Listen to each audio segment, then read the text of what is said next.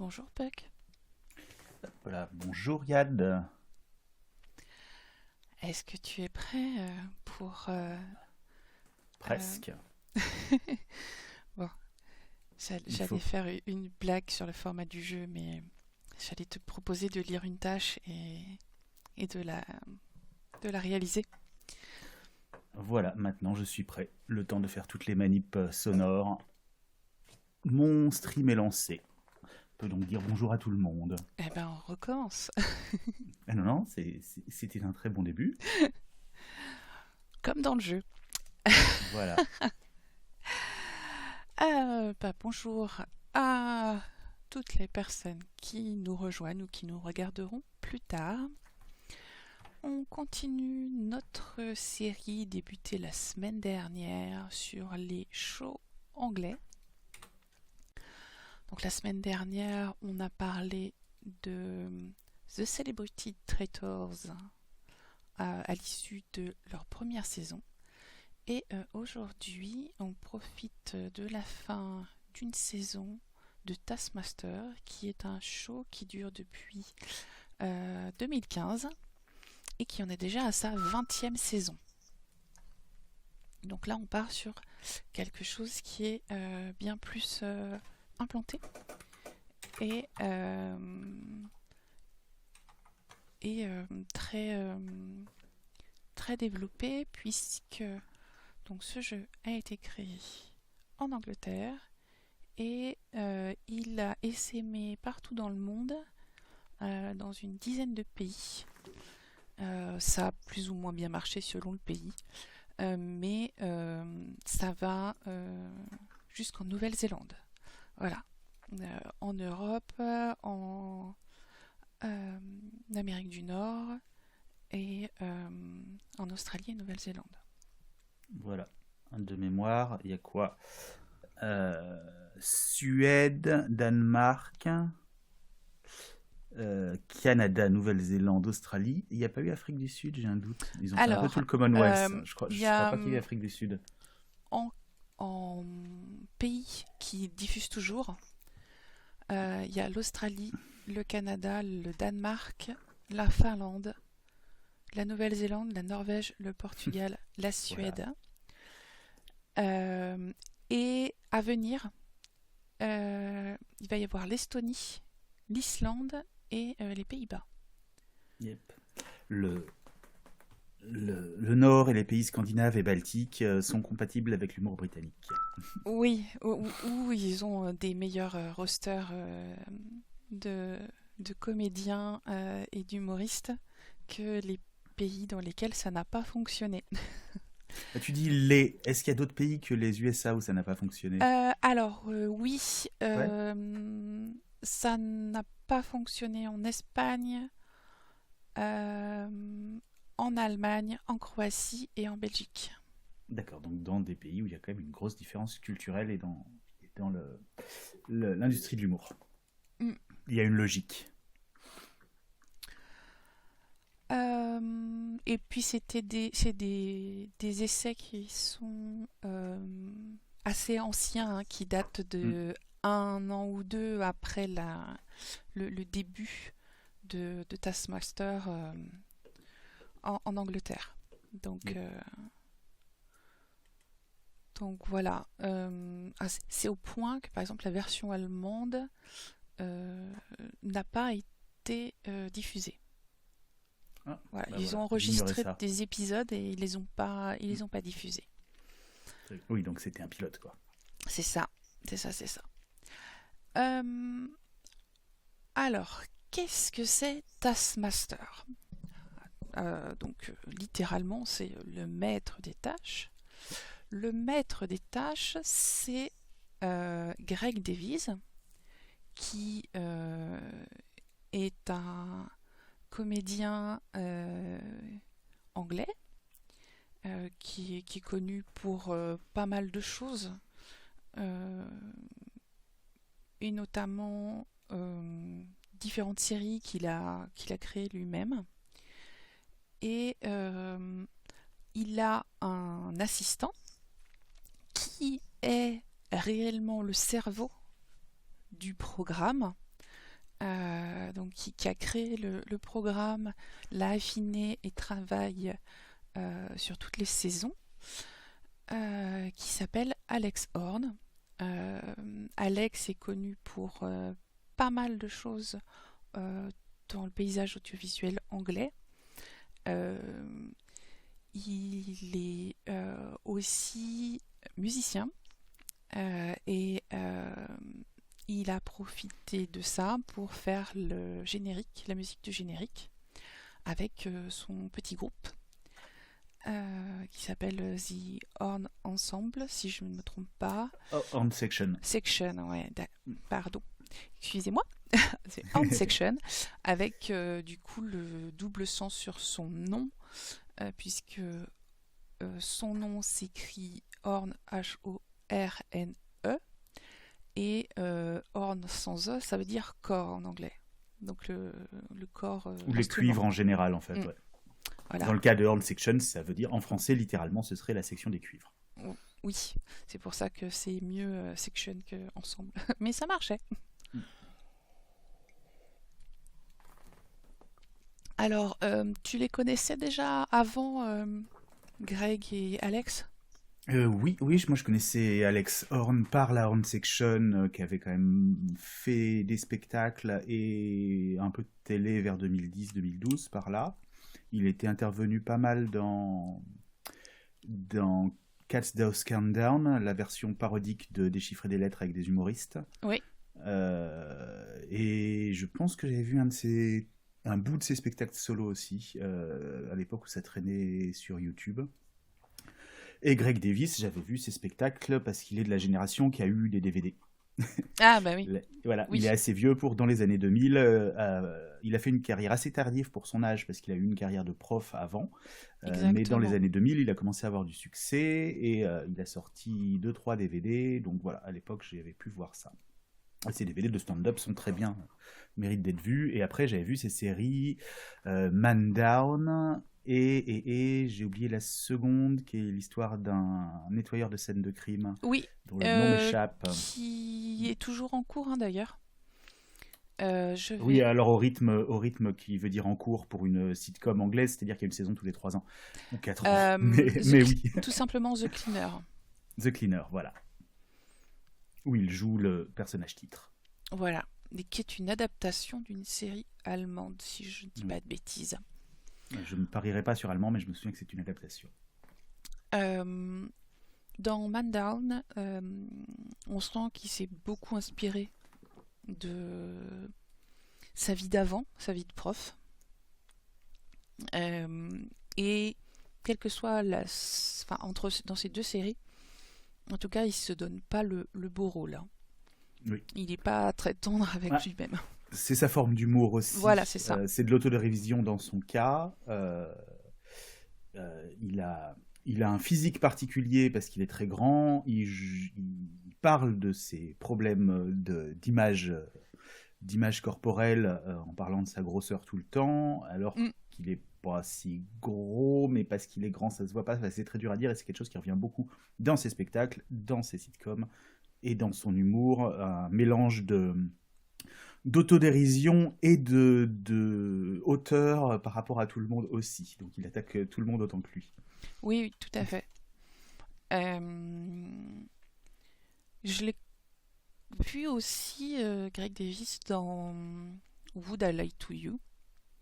Il est passé au moins 2 fois. Où tout le monde passe, de toute façon, c'est le principe d'un roster d'humoristes de toute façon. Donc voilà, donc Alex et Greg sont assez connus et ils connaissent plein de monde. Donc quand ils ont commencé au niveau des participants et des participantes, on a vu pas mal d'amis et de potes de Greg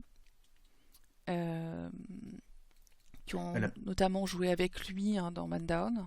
La toute première saison avait Tim Key, un des meilleurs amis de 20 ans, comme on dit, d'Alex Horn, et Roshin Conati, qui était l'ancienne coloc de Greg Davis. Sur 5 personnes, on avait 2 amis très proches. Oui, et donc, c'est... Qu'est-ce que c'est Taskmaster? Donc, on vous dit, c'est un jeu.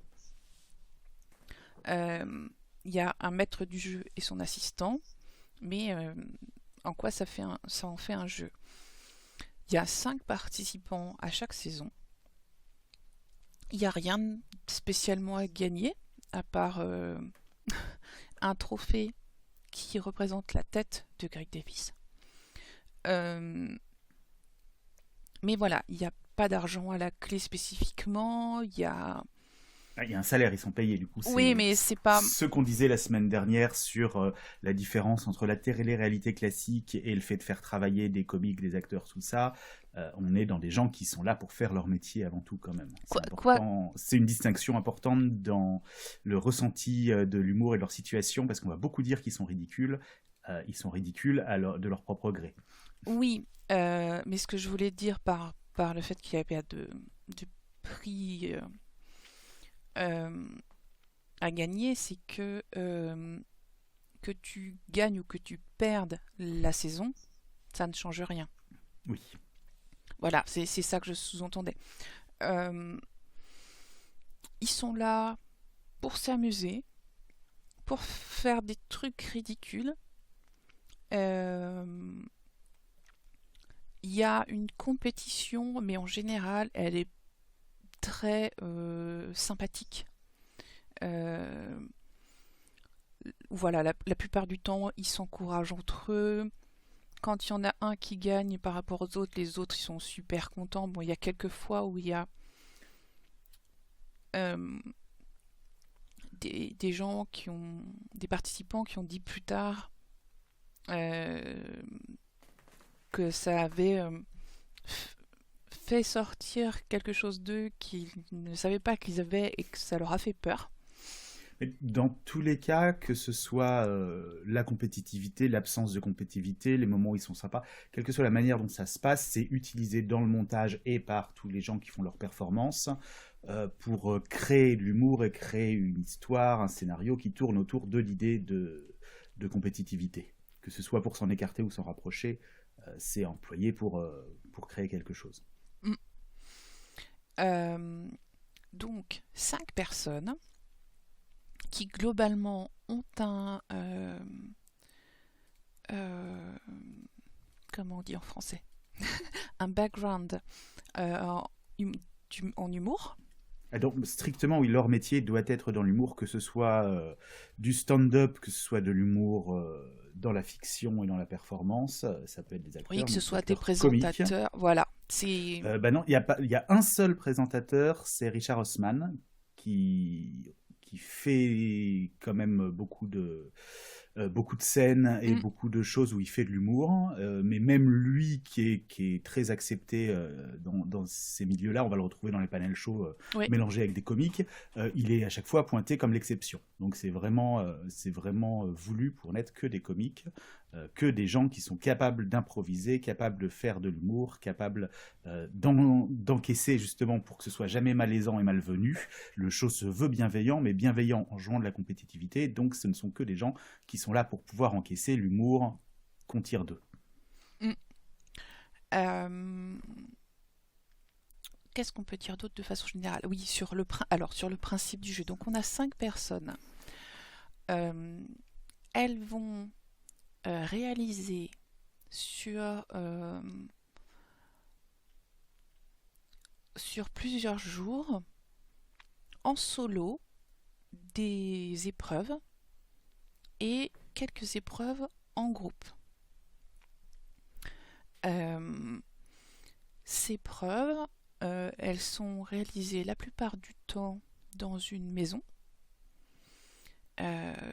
qu'on retrouve depuis la première saison, où on va retrouver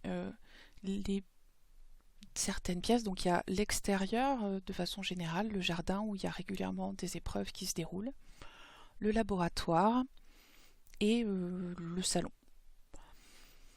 La maison, elle est décorée différemment pour chaque saison. Dans le salon, il y a toujours un immense portrait du Taskmaster, donc de Greg Davis, à chaque fois dans un style différent. Et la maison est décorée autour de ce style-là, qui fait le style de la saison. Comment se déroule une épreuve?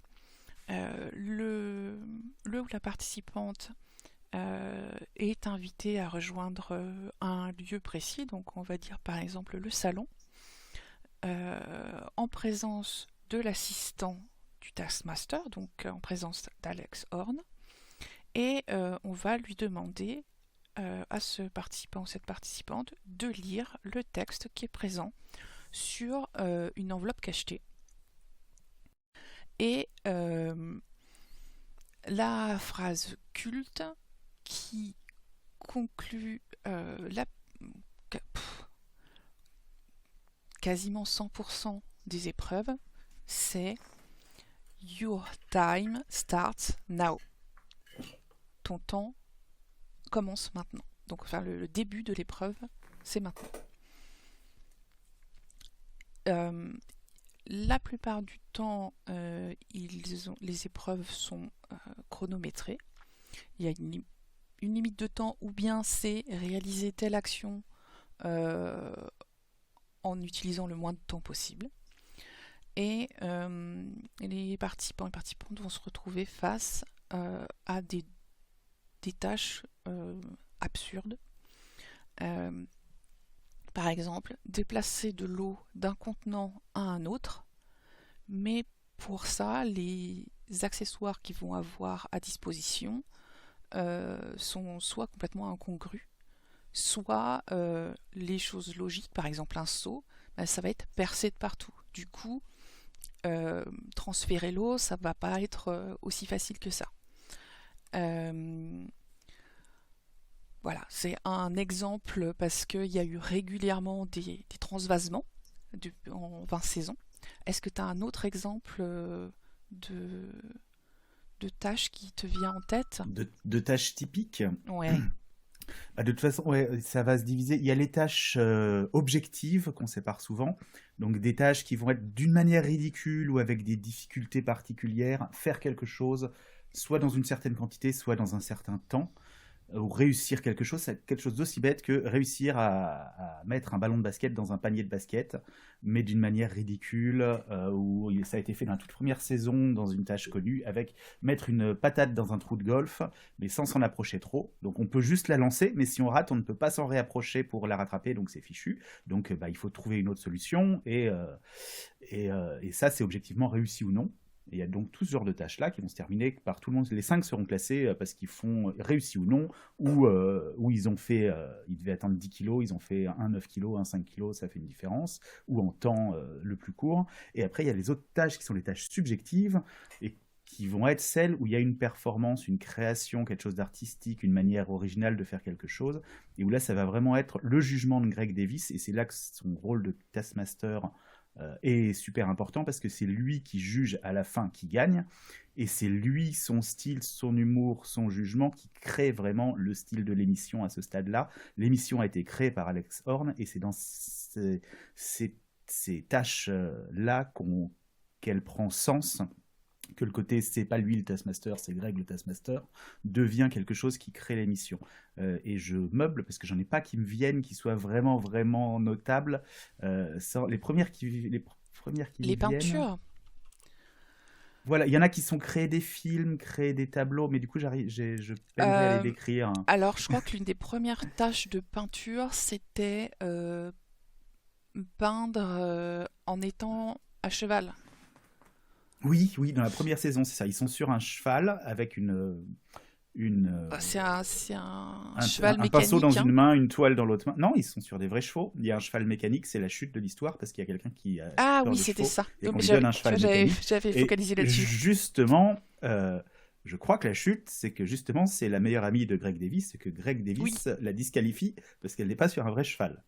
Je me souviens qu'il y a une longue discussion sur le fait de la disqualifier. Je ne sais plus comment il tranche à la fin, mais je crois qu'il la disqualifie. Mais c'est un excellent exemple. C'est quelque chose, et à la fin, tout ça est très drôle, on les voit galérer sur un cheval, et à la fin, c'est juste 5 toiles extrêmement moches, et Greg Davis qui décide laquelle est la moins moche. Voilà, ça, c'est ça arrive ça. souvent. Et dans la dernière saison, ça arrive avec, ils doivent peindre, ils sont sur le toit d'un bâtiment type commerce où le toit est plat, et Oui. ils doivent peindre au sol, du coup, un étage en dessous, à travers un grand tuyau où ils font passer de l'encre, et ils doivent peindre un animal perché sur un autre animal.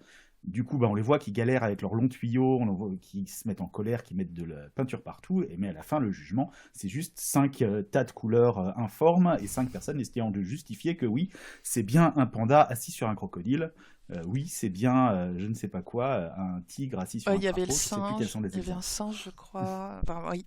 Voilà. Les, moi, j'ai pas le vocabulaire pour ça, mais voilà, moi j'appelle ça les tâches créatives. Oui, Euh, c'est ça, c'est bien ça. donc il y a peinture, dessin, donc il y a, enfin, les tâches graphiques. Il y a régulièrement la composition de petites chansons et puis des mini-films. Mm. Et euh, c'est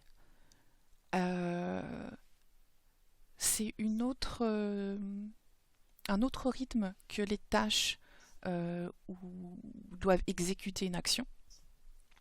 Ça a un autre rythme.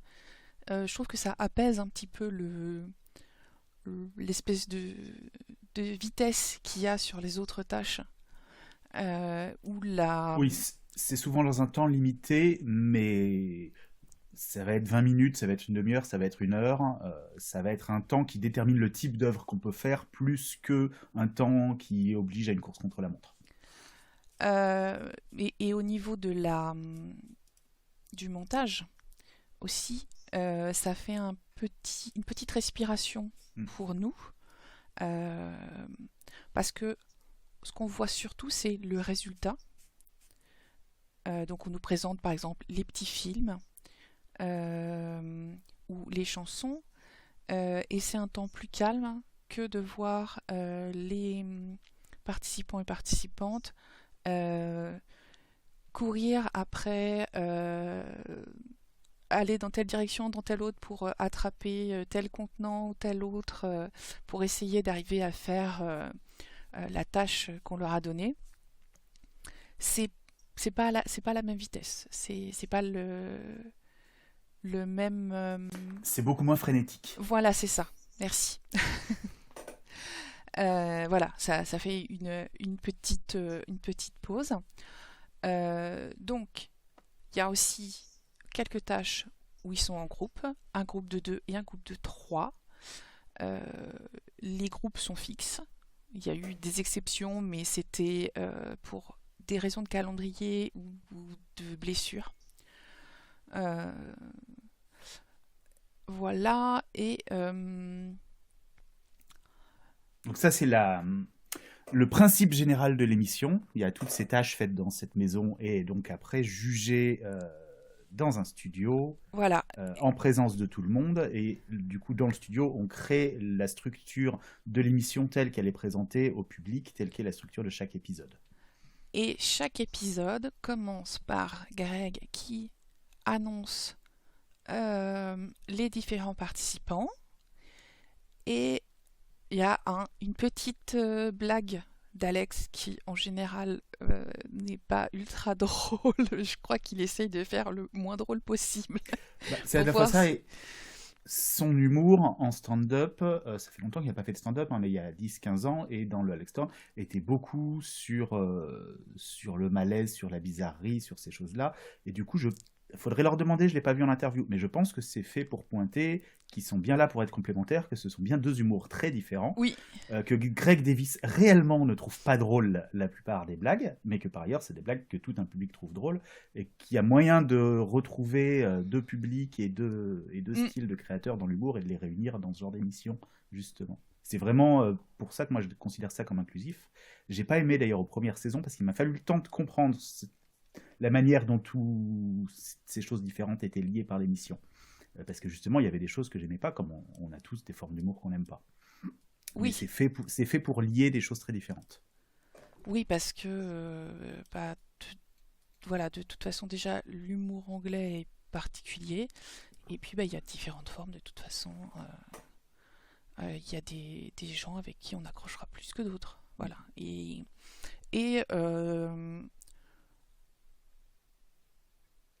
si j'étais en train de partir dans une autre direction, donc je m'arrête tout de suite. Donc si on finit donc comment se passe une émission. Donc une fois qu'Alex a fait sa blague pour essayer de faire rire Greg, donc Greg juge la blague, hein, et la première tâche, c'est un objet que chacun des participantes apporte et qui doit correspondre à un thème. Et pareil, c'est des thèmes chelous. Et bien souvent, ce qui est le plus intéressant, c'est l'histoire que chaque personne va raconter pour expliquer pourquoi son objet est le meilleur par rapport à la définition qu'on leur a donnée.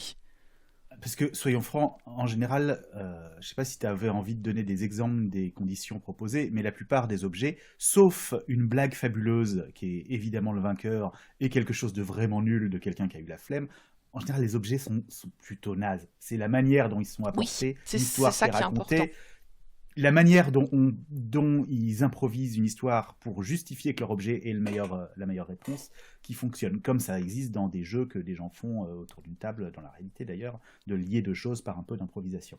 Et c'est là qu'on voit toute l'importance de leur improvisation, parce que justement, en fonction de ce qui a été dit avant, que ce soit par les présentateurs ou par les coparticipantes, ils vont très souvent s'en resservir. Et c'est super marrant. C'est un dynamisme vraiment sympathique.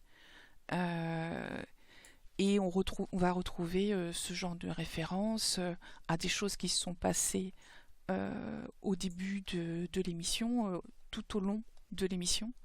Parce que justement, c'est des professionnels qui savent faire de l'impro, qui se souviennent de trucs qui sont passés au début dans la présentation de chacun, d'une blague qui a été faite, et qui vont s'en resservir après. Le b.a.-ba de l'impro en humour, c'est caser un rappel à quelque chose de précédent au moment où c'est drôle. Donc se souvenir d'une vingtaine de choses pour en avoir une à caser à un moment où ça peut être drôle, c'est ce qui marche le mieux, mais c'est vraiment le premier truc qu'on apprend, et en podcast, dans une émission comme ça, dans un spectacle, ça fonctionne pareil et ça marche vachement bien. Ouais, ça marche très très bien. Donc voilà, il y a 10 épisodes par saison. À chaque fin d'épisode, il y a un vainqueur de l'épisode par rapport aux tâches qui ont été présentées dans cet épisode. Je pense que sur le déroulement de l'épisode, tu voulais faire la tâche spéciale de la fin de l'épisode aussi avant, non? Ah, j'y avais pas pensé. Je l'avais oublié. Tu as dit qu'il y avait une tâche spéciale au début, du coup, et après, il y a toutes les tâches dont on a déjà parlé qui sont le gros de l'émission, et il y a aussi une tâche spéciale à la fin. Oui, il y a une tâche à la fin qui est faite en live. Sur la plupart du temps sur la scène, parce que on le verra, le plateau en fait c'est une espèce de théâtre. Pendant toute l'émission, les participantes et les présentateurs sont, on va dire, dans la fosse, et les spectateurs sont dans les gradins. Et pour la dernière tâche, les participantes vont sur la scène pour réaliser la tâche, et à quelques exceptions près, hein, des fois c'est directement sur leur chaise, mais c'est aussi pour souvent quelque chose de ridicule. C'est une variation sur les mêmes thèmes que ce qu'il y a dans le courant de toutes les émissions, toutes les tâches qu'ils enregistrent séparément, à la différence que c'est une forme beaucoup plus compétitive parce qu'ils sont vraiment les uns et les unes contre les autres. En direct, voilà. C'est vraiment la seule partie qui ressemble vraiment à ce que serait une émission, un jeu compétitif, si ça existait sous cette forme. Donc une fois que tout ça est fait, donc chaque tâche a été notée sur 5. Celui ou celle qui a le plus de points sur les missions gagne les objets de la toute première tâche. Voilà. Et au bout de 10 épisodes, la personne qui a le plus de points remporte le trophée, donc qui, je le rappelle, est la tête de Greg Davis. En statue, je sais pas en quoi, mais ça doit pas être si lourd que ça. En plâtre. Ouais. En plâtre, si ce n'est en plastique. Je sais pas. Voilà. J'ai vu le dessous, ça ressemblait à du plâtre. Et voilà, et puis ils font une petite fête. Mais on pourrait refaire un point diversité sur le cast parce qu'on a 20 saisons là. Donc j'en parlais un petit peu dans le premier épisode sur The Celebrity Traitors. Globalement, tout ce genre de show fait beaucoup de choses pour aider à la diversité dans les programmes télévisuels. C'est fait consciemment, c'est super bien fait. C'est quoi le mot? Enfin, c'est du casting inclusif. C'est fait pour compenser les biais sociaux. Donc, il y a plus de comiques mecs blancs cis, mais le casting s'arrange pour, dans la limite des possibilités, des accessibilités de tout le monde, des programmes de tout le monde, avoir quand même dans chaque groupe de 5 des représentations diverses, toujours. Je cherche un mot pour pas dire complet, mais qui ne soit jamais limité à ces mecs blancs cis, quoi. Voilà, on est vraiment sur de la variété en termes de tranche d'âge, en termes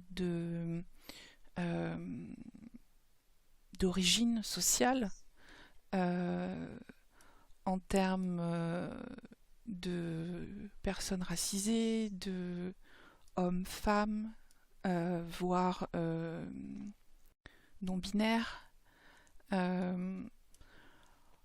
Au niveau des sexualités, enfin il y a vraiment tout. Il y a tout le monde est représenté. Et c'est super. Toutes les catégories opprimées sont beaucoup plus représentées qu'elles ne le sont ailleurs. C'est ça qui est important en tout cas. Quelle que soit la variation, parce que y a des conditions complexes, les gens qui sont moins représentés ailleurs sont plus représentés là où on fait un effort pour leur donner la parole. Et c'est ultra appréciable. Et qu'est-ce que je voulais rajouter là-dessus? Je ne sais plus. Bon, ça permet toujours, de toute façon, de découvrir plein de gens. Ils font même venir des gens d'autres pays anglophones. Donc, ils ont eu Mai Martin, qui vient du Canada. La plupart du temps, des gens qui ont quand même une carrière britannique. Oui. Et puis Sam Campbell. Sam Campbell qui vient d'Australie. Oui, Rose Matifeo qui vient de Nouvelle-Zélande. Et tu penses... On a eu quelqu'un d'autre de Nouvelle-Zélande, mais je bug. Bon. Et tu penses à... Il est où? Je pense à Jason Mantzoukas, voilà. Qui est le seul qui a vraiment pris l'avion pour venir spécifiquement pour Taskmaster et n'était pas par ailleurs au Royaume-Uni pour travailler. Voilà. C'est pour faire court, il est très très très fan de Taskmaster et il voulait vraiment participer. Pour les personnes qui connaissent un petit peu cet acteur, vous dites peut-être oulala. Oui, vous inquiétez pas, la production a pris des mesures. Comme c'est un agent du chaos et qui va essayer de toujours tout détruire, il le faisait passer en dernier pour toutes les épreuves pour être sûr que le matériel soit utilisable pour tout le monde. Pour les gens qui n'ont pas en tête qui c'est avant tout un acteur de sitcom qui était dans The Good Place, dans Brooklyn Nine-Nine, dans un autre truc très connu avant, mais pareil, là je sèche. Enfin voilà, qui est un grand bonhomme indien, basané, barbu et... je ne sais pas ce qu'il est comme origine, donc je ne vais pas dire de bêtises. J'en ai aucune idée. Voilà, mais qui a... Voilà, c'est parfait, qui a un type physique... comment on dit Zut, il y a un mot en anglais. Tu l'as en anglais ou pas? Non, c'est justement le mot que je cherche. Mais quand on parlait de diversité, voilà, qui serait la victime de racisme en Amérique et qui l'est dans le cas des séries dans les rôles dans lesquels il est casté.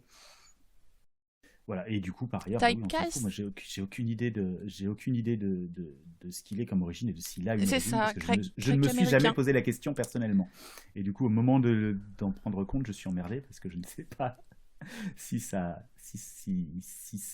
connu et si on doit le connaître. C'est connu, il est grec-américain, 2e génération, et il se décrit lui-même comme 100% grec. Oui. Voilà. Voilà.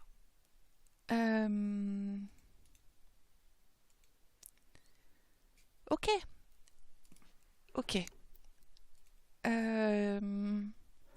Eh ben, est-ce qu'on regarderait pas un petit peu qui participait à la saison 20?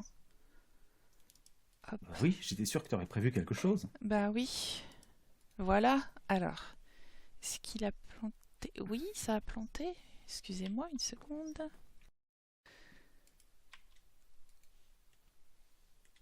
J'ai des problèmes avec YouTube.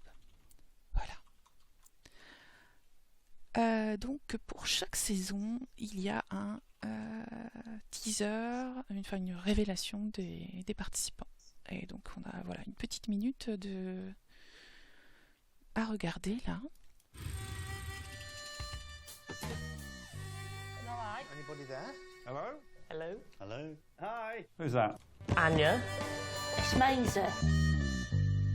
It's Philip. It's Reese. Sanjeev, were you expecting someone else? It's really stinky. Let's do this! That was disappointing. This is big, isn't it?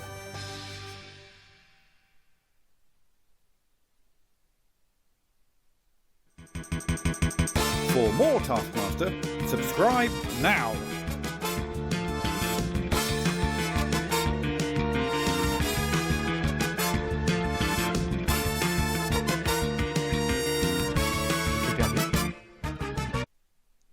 Comment? Je pensais que tu allais reprendre à la fin. Bah, je laissais un petit bout de cuivre. D'accord. Ah, alors désolé, comme ça enchaînait sur les pubs, moi, comme je suis obligé de jongler avec le son, j'avais aucun son là. Ah. Voilà. J'ai mis le son plus fort et tout exprès. Non, mais oui, je sais. Voilà. Donc, pour cette saison, nous avions donc Anya Magliano, Maisie Adam, Phil Ellis, Reese Shersmith et Sanjeev Bhaskar. Moi, dans ces 5 personnes, je connais très bien Reese Shersmith parce que ça fait plusieurs années que je regarde ses créations depuis la Ligue des Gentlemen. Et là, il a fini il n'y a pas très très longtemps l'immense saga qu'il a créé et qui s'appelle Inside Number 9. Donc je le connais pour surtout un côté réalisateur, acteur. Et puis tout bêtement leurs origines de comiques, mais comiques de sketch. C'est ça, qui est resté ce qu'ils ont fait, toute la troupe, dans les fictions télé. Oui, c'est ça. Et donc, je connais aussi un peu sa personnalité. C'est quelqu'un qui aime, qui est très perfectionniste, qui aime faire les choses lui-même aussi. Et donc, voilà, je sais un peu à quoi m'attendre.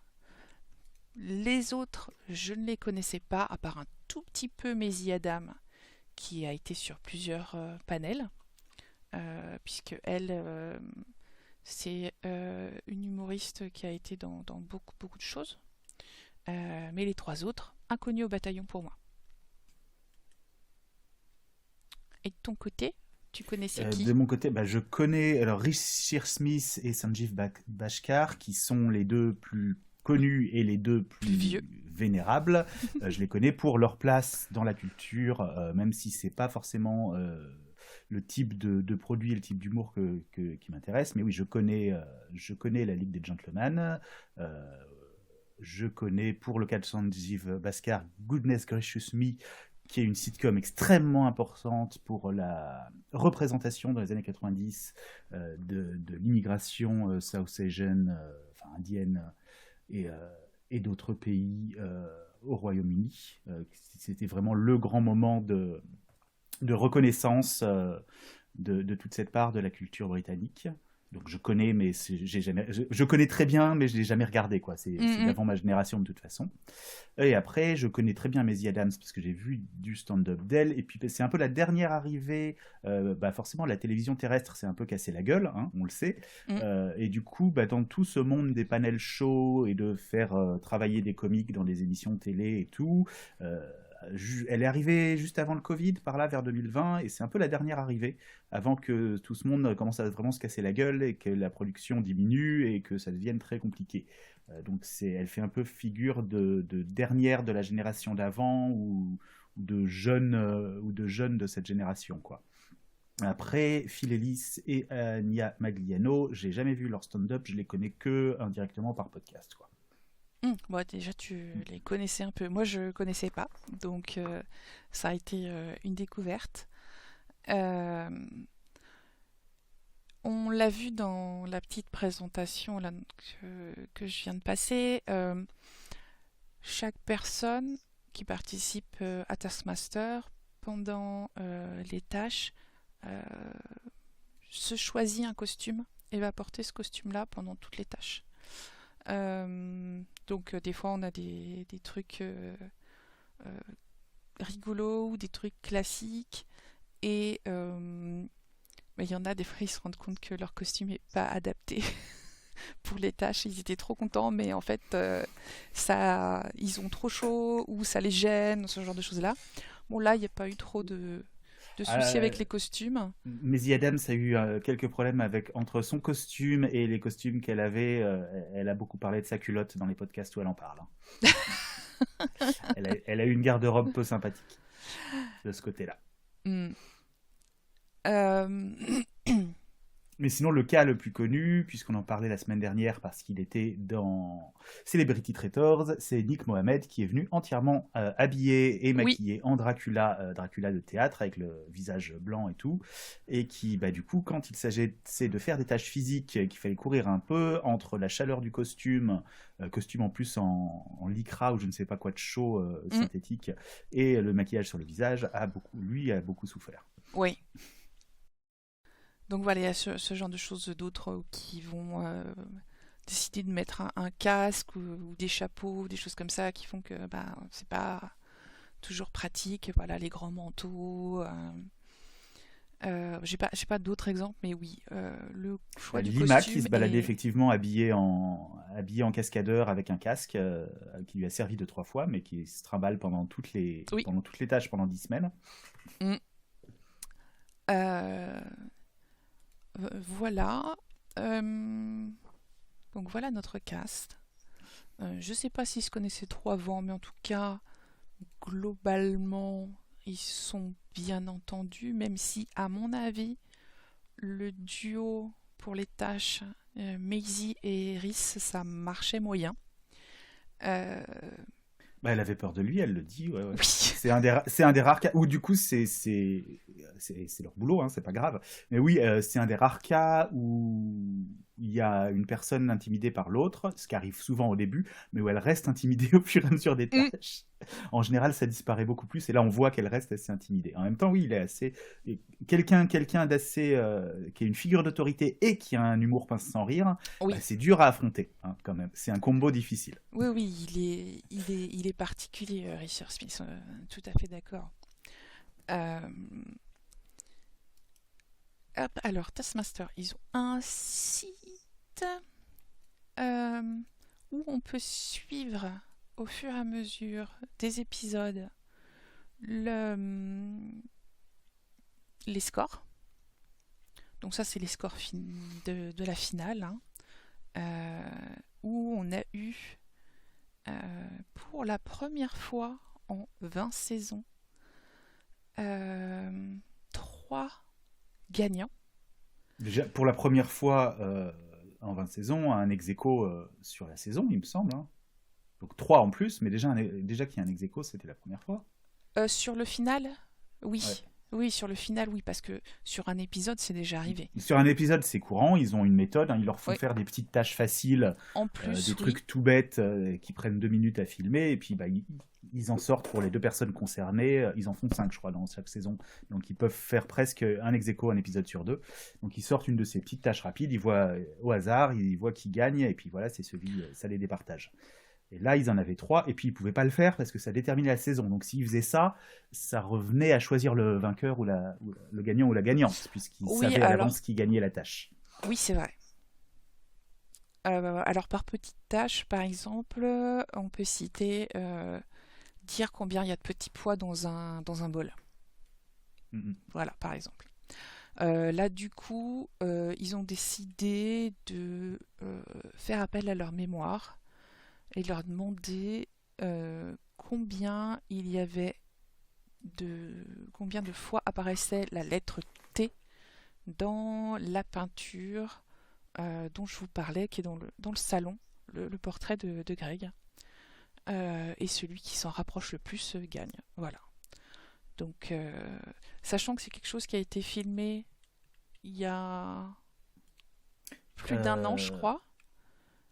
Entre 6 mois et 1 an, mais en tout cas, oui, il tourne en c'est ça, ça a été filmé il y a plus d'1 an pour nous, et du coup, il y a autour de 6 mois, et voire un peu plus par rapport à quand ils ont filmé. Donc, ça doit être filmé en automne, et ensuite, ils font, alors du coup, sur la totalité de l'automne, puisqu'il faut qu'ils filment 5 personnes différentes. Ouais.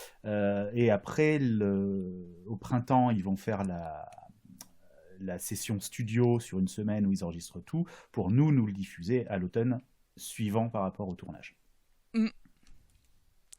Voilà, donc du coup, autant vous dire que moi je rentre dans une pièce, j'en ressors, je suis incapable de dire ce qu'il y avait dedans. Donc, voilà, et ça a été vraiment, c'était une question de chance. Donc c'est Maisie qui a gagné. De chance ou de logique. Du coup, elle n'a pas gagné sur la logique, parce qu'elle le dit elle-même après, elle a dit un chiffre au hasard. Oui, c'est ça. Mais c'était faisable. Oui, mais après, je vois pas comment...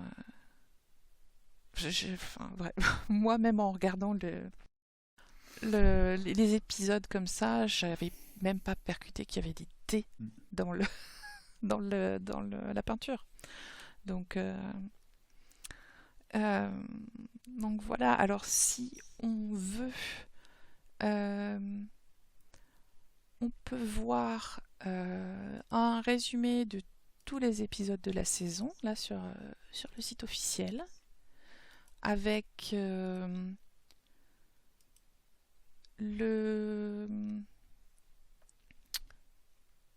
détail de chaque tâche. Donc c'est pratique pour se souvenir de qu'est-ce qu'il y a eu comme tâche. Bon, on va pas tout passer en revue, hein, parce qu'au final, il s'est passé beaucoup de choses. Et donc il y a un récap à chaque fois avec les scores et le gagnant de l'épisode. Et donc on a ça pour absolument toute la série. Attendez, je vais revenir là 2 secondes. Voilà. Et donc en image de fond, vous les voyez tous et toutes avec leur costume de la série pour les tâches et quelques accessoires en plus. Parce que Maisie, c'était pas ça son... Si, c'est bien son costume, elle a juste pas la... Elle n'a pas les poules Elle a pas normalement. Oui, mais et là, il lui manque le perfecto, en fait. Oui, bah c'est ça, c'est pour ça que je la reconnais pas comme ça. Le costume, c'est le costume de... Alors, moi et les noms des personnages. Le premier rôle féminin dans Grease. Ah oui. Oui, oui. De même que Reese Shearsmith, c'est le costume de Richard D. Grant dans un film qui nous reviendra dans 2 jours. Voilà. Oui, il en parle. Il parle d'ailleurs du manteau qui lui a tenu très très chaud et il a expliqué d'ailleurs qu'il n'était pas pratique du tout. Il était très content, il a fait faire le manteau sur mesure et tout. Il est très content de l'avoir, mais il dit c'est pas pratique du tout. Alors, est-ce que ça marche ici? Alors, tu vas peut-être pas entendre. Je vais Ah non, ici ça ne le fait pas. Attends. Alors, il y a un petit truc sur le site. Il y a les flèches. Parce que, donc oui, le fond derrière change à chaque fois que tu rafraîchis la page. Mais les flèches qui te laissent croire que tu peux naviguer d'un fond à l'autre, en fait, elles tombent. Très bien. Ah, tu le vois pas, c'est derrière. Attends. Si, je vois. Là. On voit, t'en fais pas. Non, on l'a vu tomber, t'en fais pas. Tu l'as vu tomber? Ben, elle est tombée. Là, oui, on voit pas où elle est tombée. Voilà, Oui. ça tombe derrière. Ah bah maintenant je les vois plus. Ils y sont Très plus. bien. Il est fâché. Ouais. Ils ont une chaîne YouTube où on peut retrouver de nombreux épisodes.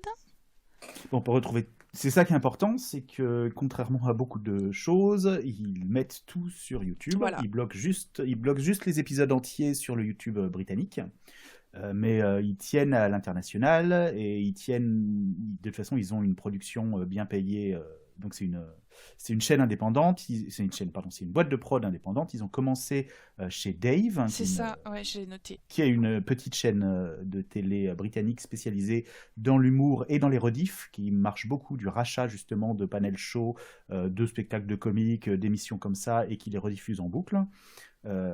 Et quand ça a bien marché, ils ont revendu leur truc pour plus cher à Channel 4, qui est une sorte de je sais pas, d'M6 britannique, donc une grosse chaîne. Donc côté argent, et l'émission marche depuis 7 ans, 6 ans, donc, sur Channel 4. Oui. Donc maintenant, il marche vraiment sur le merchandising, les autres moyens de faire de l'argent, et ils ont très bien compris que il fallait pas cacher derrière un paywall l'émission, mais que l'émission elle-même était la pub pour... elle était sa propre pub, donc ils la mettent sur YouTube pour les Français, pour les Américains, pour tout le monde. Voilà. Donc, tout le monde sauf les Anglais. Donc vous pouvez aller sur la chaîne et vous pouvez voir les épisodes entiers. Il y a aussi des petits des sketchs qui sont, enfin des tâches qui sont mises à part pour si vous voulez voir juste 5 minutes d'un épisode au lieu de tout l'épisode. Il y a les podcasts d'après les épisodes. Voilà. Oui, chaque épisode a le droit à son podcast après coup, qui revient sur l'épisode avec soit des participants à la saison, soit des participants à d'autres saisons, soit généralement d'autres comiques. Voilà. Donc, il y a aussi des best-of de divers types de tâches, ou les tâches réunies par type de sujet. Enfin bref, ils font tout pour faire des choses qui marchent sur YouTube, quoi, hein. Ils savent faire. Voilà, on récupère aussi régulièrement, enfin ils font aussi régulièrement des on va dire, des vidéos d'outtakes, parce que y a tout n'est pas gardé au montage. vu que c'est de l'impro, hein, et des fois il y a des choses qui marchent plus ou moins bien ou qui sont trop longues. Et puis il faut qu'il tire 40 minutes d'une session de 3 heures. Voilà, donc on peut les voir aussi sur YouTube. Donc il y a vraiment beaucoup de contenu. C'est super intéressant. Et là, il y a aussi la version néo-zélandaise sur la chaîne. J'ai repéré que celle-là en plus. Il n'y a pas la version canadienne. Non, ouais. Moi, dans ce que j'avais regardé par ailleurs, oui, je n'ai regardé que la néo-zélandaise, dont j'ai dû voir les trois premières saisons, ouais, je crois. Il faut que je me mette sur la version australienne maintenant. En plus des saisons normales, il y a 2 autres types d'épisodes spéciaux et une série dérivée, enfin un show dérivé. Donc c'est pas là que je voulais aller, c'était là. Il y a les épisodes Champion of Champions qui réunit toutes les 5 saisons, les 5 gagnants précédents, et ils s'affrontent. Et sachant que c'est un épisode, ce sera peut-être un double cette fois. C'était un double la première fois, les 3 fois d'après c'était un simple. C'était un simple. C'est pas une saison entière, c'est un truc très très court. Voilà, c'est beaucoup plus court et il n'y a qu'une seule session studio de mémoire. Ouais. Oui, puisque tu as dit un double, ouais, voilà, c'est ça. Ouais. Et il y a aussi un épisode spécial pour le Nouvel An. Et on vient tout juste d'avoir le casting pour cet épisode spécial. Donc, la différence, c'est que c'est l'épisode où il y a des gens qui ne sont pas des comiques. Et écoute, moi j'ai assez hâte de voir cet épisode parce que dans le casting annoncé, il y a Suzy Dent qui est connue comme la dame du coin dictionnaire des chiffres et des lettres anglais. Et je pense que ça va être très intéressant. Je l'aime beaucoup. Enfin, j'ai pas regardé beaucoup des chiffres et des lettres version célébrité, version humoristique, mais les quelques extraits que j'ai vus et les quelques messages que j'ai vus d'elle sur les réseaux sociaux, elle me plaît bien. Donc elle a, je pense, un très bon sens de la répartie et je pense que ça va être très intéressant. Les autres, je ne les connais pas. Donc on Je verra. connais Big Zoo, qui est un broadcaster de manière générale. Je ne sais pas ce qu'il était au départ, je crois chanteur, mais qui a fait plein d'autres choses. Et du coup, qu'on croise dans beaucoup d'émissions, et qui a fait plein de choses, qui a fait des choses très très différentes. Oui, ça, il était rappeur en premier. Mais du coup, moi, je le connais comme présentateur télé et comme autre chose. Et ça a l'air d'être un bon gars. Après, je connais Sam Ryder parce que c'est un chanteur et que je sais j'en ai entendu parler parce qu'il a fait le seul résultat potable du Royaume-Uni comment ça s'appelle, le truc où les gens chantent en Europe une fois par an. Je blague pas, comment ça s'appelle en fait. Mais moi aussi, je sais plus. D'accord. Bon, voilà, ce truc-là où les Anglais sont l'Eurovision. Voilà, les Anglais ils sont traditionnellement mauvais. J'ai entendu dire que lui il a été second, un truc comme ça, alors que d'habitude ils sont derniers. Voilà, et que ça avait l'air d'être un bon gars aussi. Et je ne connais pas les 2 autres. Jill Scott, c'est une footballeuse. Oui, parce que je connais l'autre Jill Scott, qui est une chanteuse de New Soul américaine, mais c'est pas elle. Et Rose Elling-Ellis, c'est une actrice.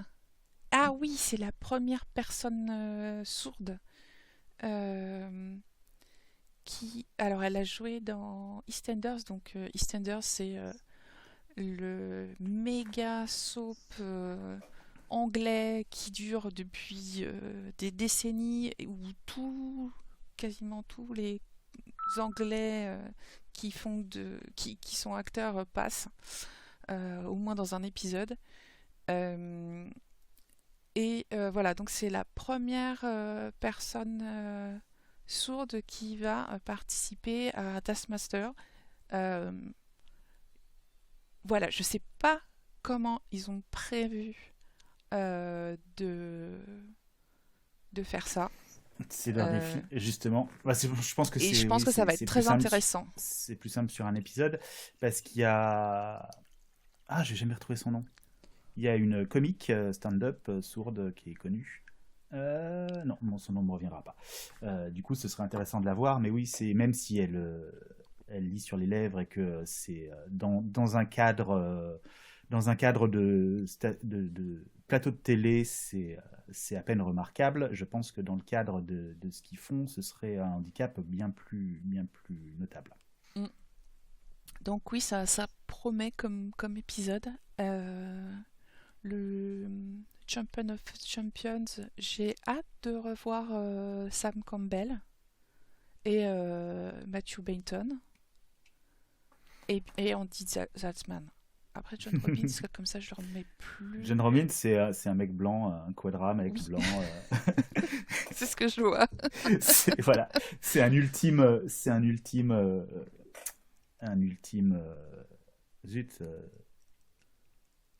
millennial, voilà. Ah.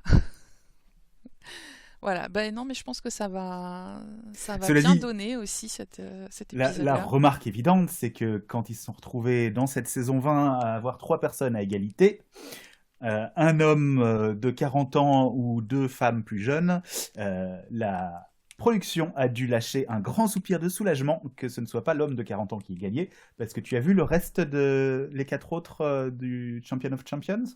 Oui, c'est que des hommes blancs. C'est 4 mecs blancs. Ouais. Et ça, ils ont aucun contrôle sur ça. C'est le seul truc sur lequel ils n'ont aucun contrôle. Oui.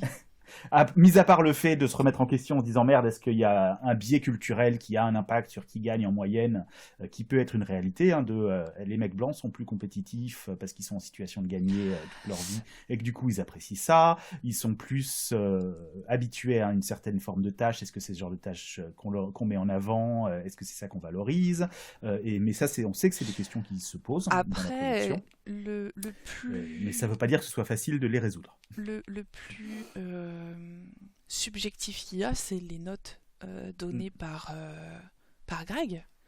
Et du coup, tu vois bien quand même qu'il a ses chouchous, certaines fois. Je suis pas sûr qu'il y ait... Il y en a qui perdent clairement parce que ça l'amuse beaucoup de leur mettre des mauvaises notes. Oui, j'ai pas dit que c'était dans un bon turcs. sens. Est-ce qu'il a vraiment des chouchous? Je suis pas sûr. Non, mais... Je crois que ça a été prouvé comme une théorie fausse qu'il ait des chouchous. Que chaque fois qu'il a été avancé qu'il avait des chouchous, le score moyen sur les tâches subjectives des chouchous n'était pas si bon que ça. Oui, non, mais quand je dis chouchou, ça veut pas forcément dire qu'il les fait gagner. Enfin, des gens où tu sens qu'il a une certaine affection pour eux, mais c'est pas pour autant qu'il va bien les noter. Et même souvent, les gens qu'il connaît, c'est ceux qu'il va le plus bâcher. Oui. Voilà. Parce qu'il peut. Oui.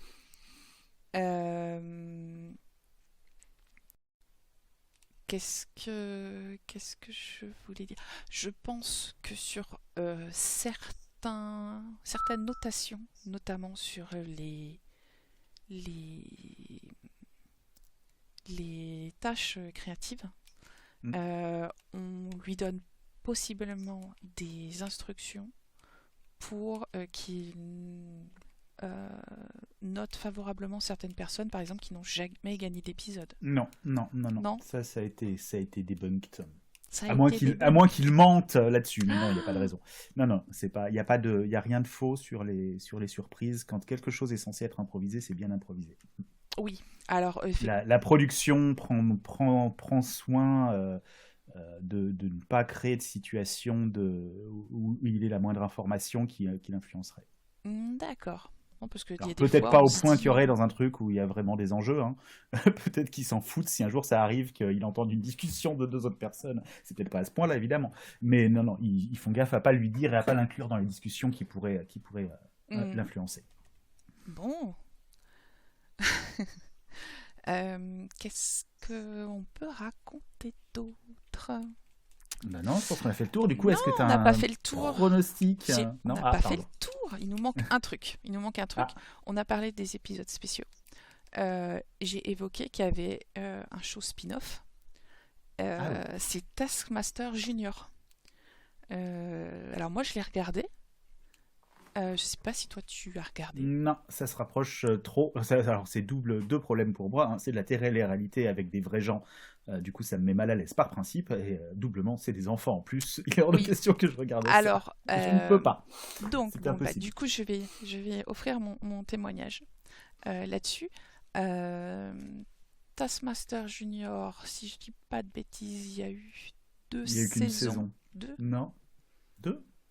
Je crois qu'il n'y en a eu qu'une et que c'est. Je sais même pas s'il est censé. Si c'est pas censé être la seule.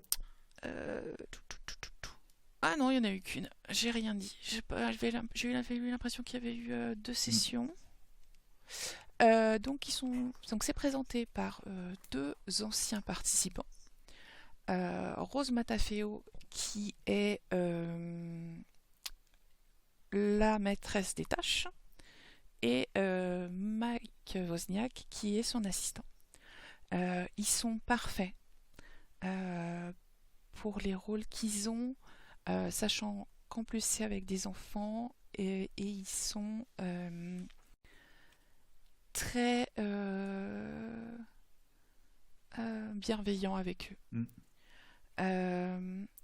Les enfants sont très drôles. Je me souviens d'avoir entendu, je sais plus qui de l'équipe, dire que Mike Wozniak en particulier a été casté parce que c'était le genre de personne que les enfants adorent torturer. Et c'est exactement ça. Oui. Mais Mike, c'est un gentil. Ça se voit dans... Mais c'est ça, c'est le genre de personne que les enfants, alors les enfants sociaux évidemment, mais reconnaissent comme quelqu'un avec qui ils peuvent jouer et se lâcher. Et donc, bien sûr, tout ce qui est filmé n'est pas utilisable. Hein. Et c'est avec des enfants, donc il y a des moments où ils peuvent pas être concentrés. Donc je pense qu'ils filment beaucoup plus que pour les adultes. Mais en tout cas, ce qui ressort dans les épisodes avec les montages et tout, les enfants sont super marrants. Ils sortent des choses. Tu te demandes où est-ce qu'ils ont eu cette idée-là. Ils n'hésitent pas à bâcher. Alors Mike c'est un peu facile, mais il bâche aussi Rose. La notation est ultra bienveillante et gentille. Parce que là où Greg va un peu casser la personne qui a été mauvaise sur une tâche, là Rose elle va dire bah oui t'as qu'un point mais t'as super bien participé quand même. Voilà, ce genre de choses là c'est fait de sans malice quoi. Du coup, le format sur la saison est pas le même, il me semble, que dans la série normale. Les enfants sont pas en compétition sur toute la saison, c'est des groupes d'enfants différents, il me semble. C'est Donc ça. du coup, ça évite aussi ce qui pourrait amener des situations malsaines, j'imagine. Oui, effectivement, maintenant que tu le dis,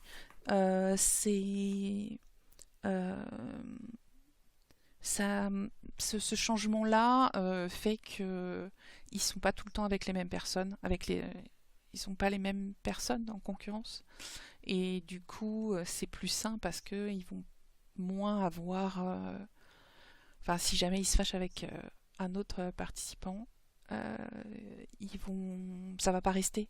Parce que l'épisode d'après, si c'est eux qui partent pour le prochain épisode, ils seront pas avec cette personne-là.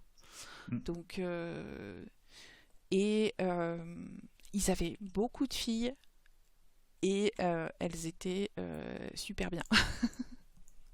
Super drôles. Il y en a beaucoup qui ont gagné leurs épisodes. Alors, je me souviens plus du résultat.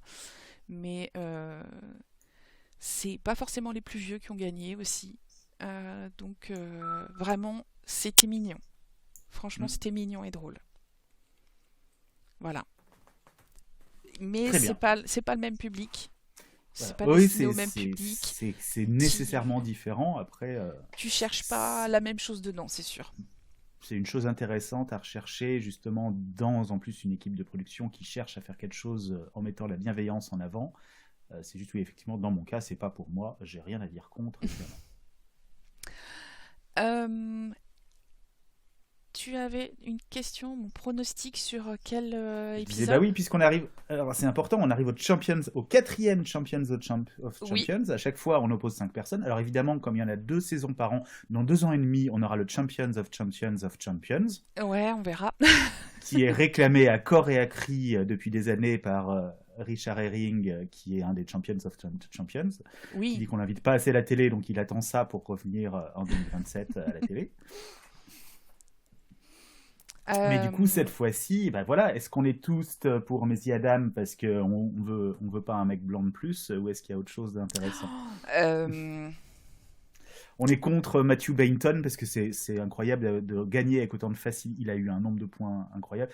Il est beau, il a du succès, il est intelligent, il réussit tous les trucs qu'il fait. À un moment, on va falloir qu'il perde quand même. c'est le cas où j'appelle il faut en laisser pour les autres. Voilà. Alors, je vois, il y a Sam Campbell qui va faire n'importe quoi, comme Qui est d'habitude. un peu le représentant neurodivergent dans le groupe. Hein. Alors, bon, moi j'aime beaucoup Matthew Bainton, mais bon, voilà. John Robbins, je me souviens plus qui c'est. Donc, voilà. Un Andy mec Zaltzman. blanc, un stand-up assez classique. Oui, tu me fais la même réponse que tout à l'heure. Oui, voilà, mais de la génération et du groupe de Mock the Week, si ça te parle Oui, plus. oui, Mock the Week, je connais, mais là, comme ça, il me revient pas. Mm. Il m'a pas marqué, en fait. Voilà. Andy Zaltzman, je me souviens de lui, et je l'avais beaucoup aimé aussi. Donc, Andy Zaltzman, ça semblait déjà une incongruité qui gagne une saison, alors qu'il puisse regagner après, ça semblerait encore plus étonnant, mais on ne sait jamais. C'est qu'un seul épisode, donc tout peut arriver. Tout le monde peut avoir un bon épisode et un mauvais épisode. Que ça sera entre Matthew Bainton et Sam Campbell. Je pense que ce sera entre John Robbins et Matthew Bainton. Je pense que c'est les deux contestants à avoir eu le plus de points dans toute l'histoire de la série. Si je n'oublie pas. Ah non, avec Dara O'Brien, qui est déjà un champion of champions. Voilà. Donc ça risque d'être entre eux. Après, c'est un seul épisode. Ouais, après voilà, comme Tout peut changer. je retiens pas qui a eu le max de points et tout, je le fais plus au Alors, je le feeling. retiens pas, mais comment il s'appelle moi et les noms. Je suis. Hop, je vais Tu vas devoir chercher aller son sur nom. Blue Sky pour chercher le nom. Vas-y. Il y a quelqu'un qui présente le Taskmaster's People Podcast, Ouh. qui est un journaliste et qui aime beaucoup les stats et qui fait tous ces trucs-là et qui pond un long article toutes les semaines après l'épisode qui donne toutes les stats possibles en les comparant avec tout ce qui est qu'il Oh y a eu là dans là. les épisodes avant. Il s'appelle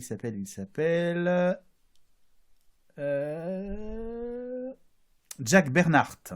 Ah ben, je ne Voilà. connais pas ben, cette personne et Il faut aller le suivre sur Blue Sky et toutes les semaines, il poste. Je vais y aller. Non, mais Évidemment, les chiffres, pourquoi ça va je pas me pour trouve moi, pas. ça va pas le faire. Moi, ça me. Hop. Est-ce que je trouve le dernier? Voilà, donc sur l'épisode 20, je ne l'ai pas lu, mais l'épisode 10, pardon, de la saison 20, qu'est-ce qui peut nous sortir de notable?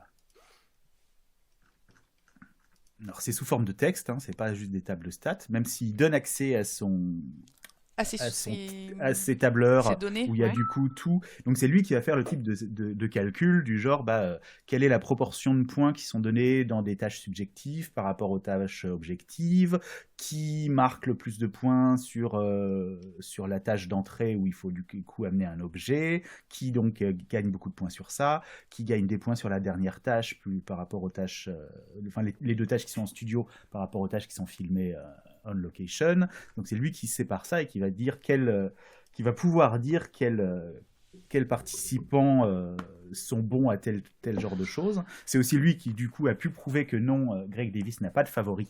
Parce qu'à chaque fois qu'on avance un favori, il se trouve que non, les tâches subjectives ne sont pas spécialement à leurs avantages. Mhm. Non, j'ai rien qui me saute aux yeux là en regardant. Mais bon, voilà, il a un article de genre de 10 pages sur chaque, sur chaque épisode. Ouais, mais Voilà. alors, moi, je pense que les chiffres, ils veulent strictement rien dire et Ah, que bah, ça ça dépend. sera au feeling complet. Par exemple, Maisie Adam, voilà, elle établit un record sur le prize task, donc le Oui, première les prix. tâche. Ouais, Avec les 5 points qu'elle a gagnés dans le dernier épisode, c'est la première à avoir réuni plus de 40 points de cette tâche-là sur toute la saison, en finissant à 41 points sur juste les prize tasks. juste, ouais. Elle a gagné 5 des 10. Mhm. Et 27,15% de ses points dans la totalité de la série sont sur cette tâche-là uniquement. Ouais, donc en gros, si elle rate cette tâche-là au Champion of Champions, elle a peu de chances de gagner. Voilà. Mais bon, enfin, moi, je... Et par exemple, là où c'est intéressant quand on fait des pronostics, alors que ça n'a aucun sens, je suis d'accord. Oui. Juste derrière, le second par contre, le second dans cette, du coup, le second meilleur dans les prize tasks, c'est Andy Zaltzman à 23,75% de ses points. Donc ils vont se retrouver à s'affronter. Oui. Ce sera intéressant. Oui, mais il y a trop d'inconnus en fait. Ce talk show, les différentes tâches sont, même s'il y a des tâches qui vont se ressembler un petit peu d'une saison à une autre, on ne sait jamais à quoi s'attendre. Et parmi les participantes, il y en a plusieurs qui ont suivi beaucoup le jeu avant d'y participer. Et c'est évident, enfin ils le disent, et puis voilà, nous aussi on s'en rend compte. C'est très différent entre regarder quelqu'un faire et faire soi-même. Oui. Donc c'est pour ça que je pense que les stats ne peuvent pas aider à trouver qui gagnera.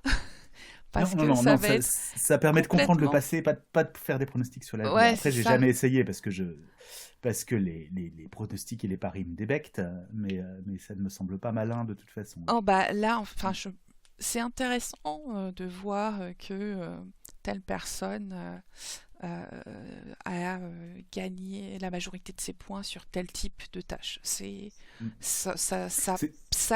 en dit plus sur la personne en fait. Voilà, c'est intéressant de voir ce qui sépare les gens et de confirmer, c'est surtout ça, c'est confirmer quand on a des impressions sur ah oui, un type de personnalité fait un truc différent et tout.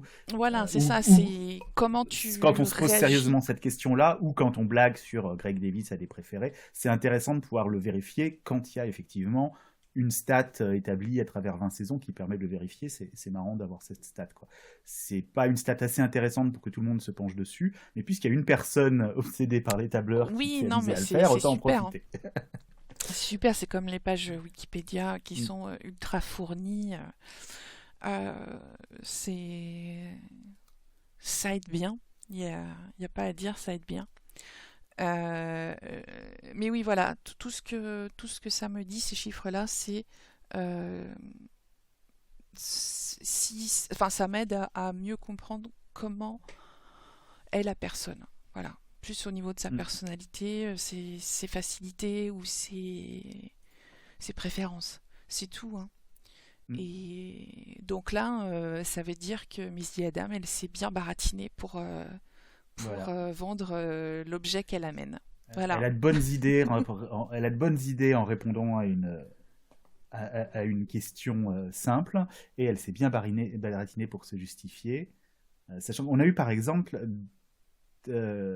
Victoria Coren Mitchell par le passé, qui était quelqu'un qui était une baratineuse absolument fabuleuse. Après, elle a plusieurs records en tant que joueuse de poker féminine, donc évidemment que c'est une grande baratineuse, mais ça se vérifie. Ça ne se vérifie pas dans ses points parce qu'elle crée des situations d'opposition avec Greg Davis qui lui coûte cher justement sur la première tâche de chaque émission, mais où on a des victoires assez incroyables de sa part sur des baratins à partir d'absolument rien. Alors, je regarde un petit peu mon papier. Enfin, mon papier. Mon papier numérique. Je pense que on va pas faire le tour des tâches. Non, c'est bon. On préfère vous À moins laisser. Les épisodes sont tous disponibles sur la chaîne officielle. Si vous connaissez pas Taskmaster, prenez un épisode au hasard. Et Ou un best-of, vous regardez vite fait, trouvez voilà, une tâche au hasard, même c'est un best-of au hasard. Et si jamais vous hésitez, parce qu'il y a 20 saisons, le premier épisode de la première saison est un bon condensé de tout ce qu'il va y avoir pendant des années derrière. Il y a plusieurs gags, et peut-être pas le mot, mais situations drôles récurrentes dues au format de la série qui apparaissent dès le premier épisode. C'est assez oui, unique. Et complètement involontairement, puisqu'ils ne pouvaient pas le savoir. oui. Si vous êtes intéressé et que effectivement 20 saisons plus les épisodes spéciaux, c'est beaucoup. Et que pour l'instant vous savez pas si vous allez aimer, regardez le casting des saisons, les gens qui peuvent vous paraître sympas, enfin voilà, les gens que vous connaissez, que vous avez envie de voir, et regardez ces saisons-là. Statistiquement, Voilà. regardez la saison 19, il y a Jason Mantzoukas qui Oui. est connu pour ses rôles dans des sitcoms qui Je sont vais beaucoup mettre son connus par les profil. Français et qui sont représentatifs du genre Voilà. d'humour qu'il apporte là. Il y a quand même un parallèle, c'est vrai que c'est pas évident parce que c'est des rôles de fiction, hein, mais il y a Non, mais c'est c'est lui pas pour qui dire que joue. c'est pas des rôles de composition, mais il y amène beaucoup de lui dans ses rôles et ça se Tout à retrouve là. fait. Tout à fait, c'est lui-même hein, dans ses rôles. Voilà, c'est l'énergie du chaos. Hein. Il a l'air très gentil, mais très chaotique. Donc, il va Je pense tout qu'il faut casser. juste pas être inflammable. Voilà. Si t'es pas inflammable, t'es en sécurité. Mais voilà, chaque saison, en tout cas, est intéressante, que ce soit par rapport à des gens que je connaissais déjà avant, des gens que je découvre et que du coup, maintenant, je regarde ce qu'ils font. Par exemple, Fern Brady ou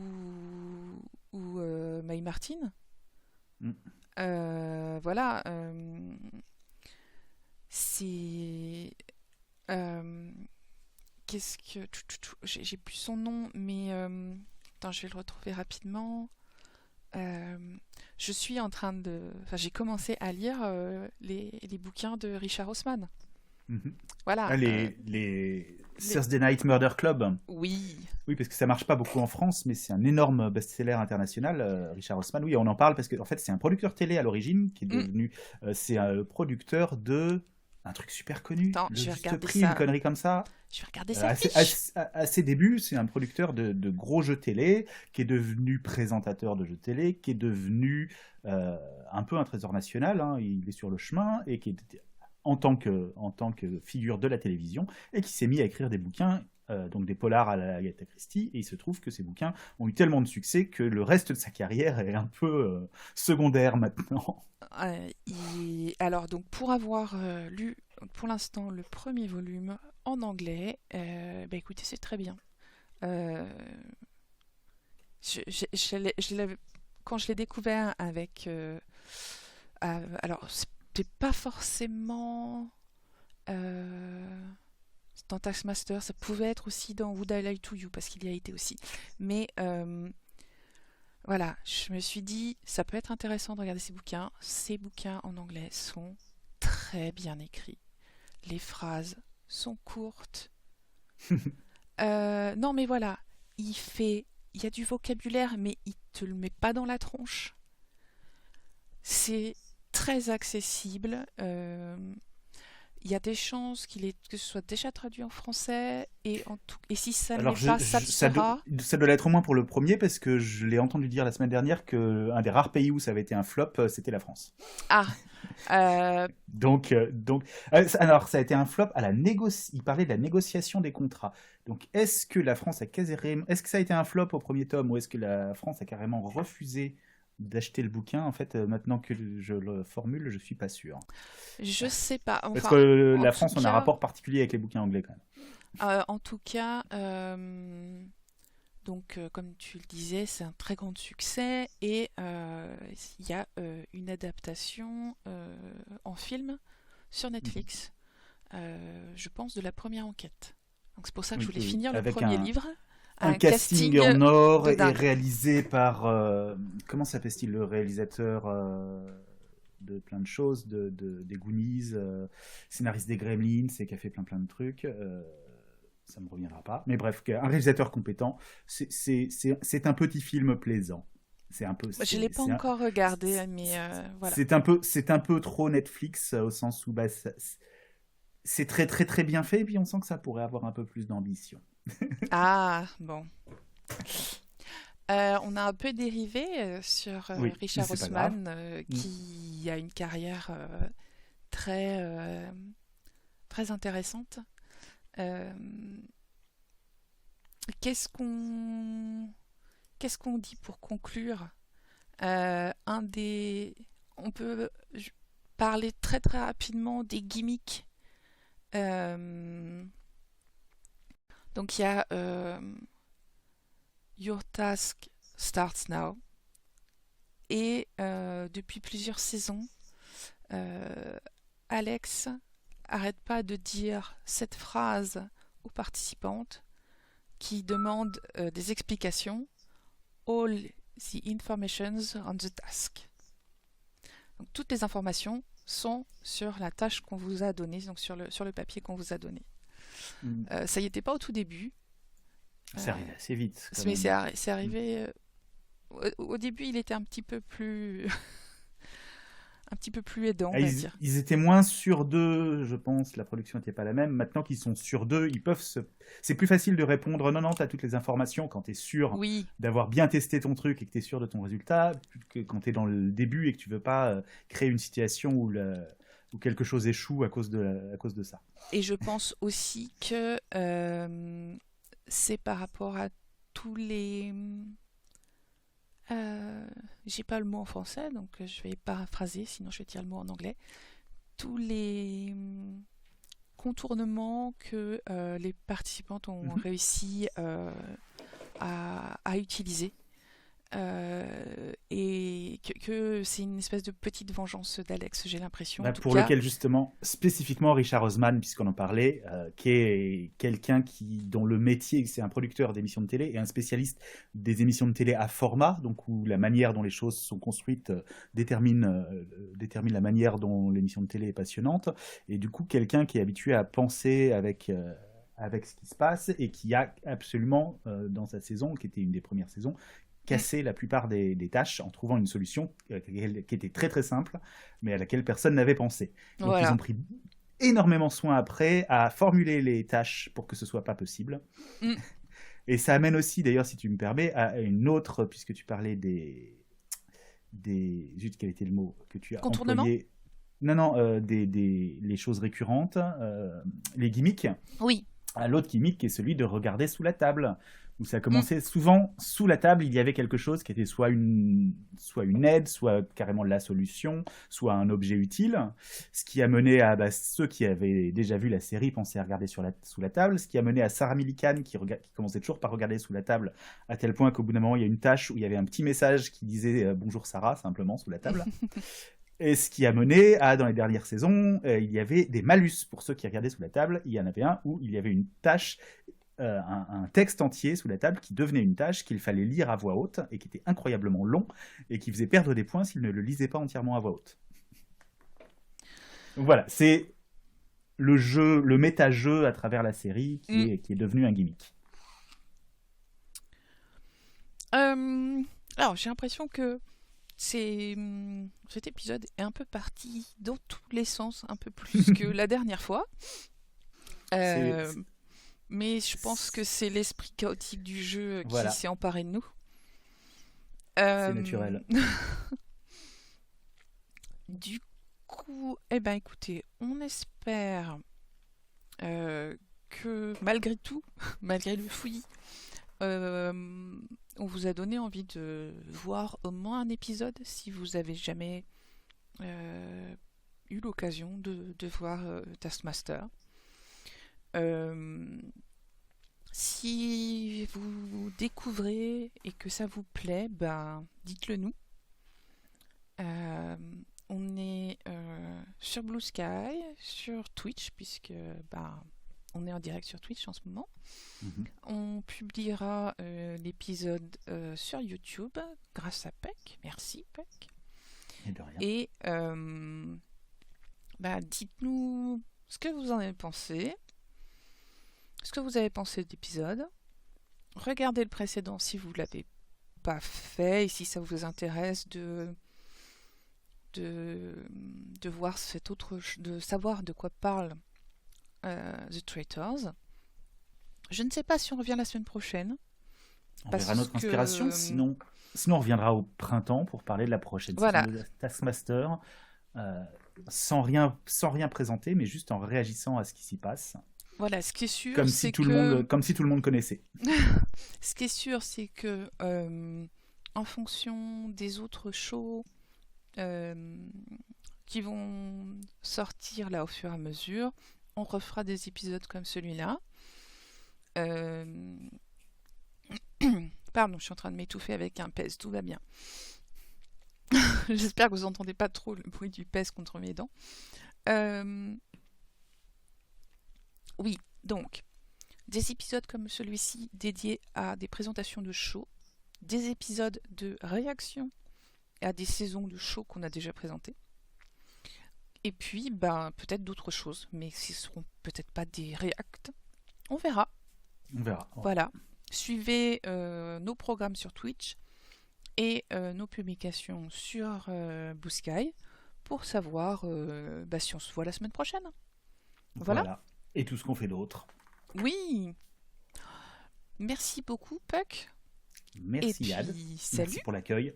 Et salut. Bah,